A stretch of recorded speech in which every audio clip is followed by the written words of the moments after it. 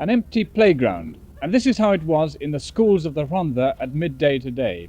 Despite the settlement at national level, the children of the valley still had to go home for their midday meal. Here, the local teachers kept their school meal supervision sanctions in force.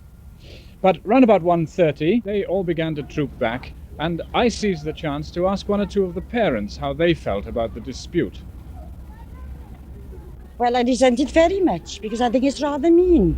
You see, I had a grandson come home one day from Porth County School, all the way up here. I'd got a rather high hill, and it was in torrential rain. He came home at the dinner time, he went back. He had to come back from school because he was too wet, and he got soaking wet. Well, I don't think it's fair to the teachers because the extra duties they've got, when they could pay a woman 40 odd or 50 perhaps, about £2.10, £3.10 a week for an hour's work a day, something like that. For supervising? Yes, that's right, for supervising meals. So it would be pocket money for an OAP? Yes, well, something like that, you know.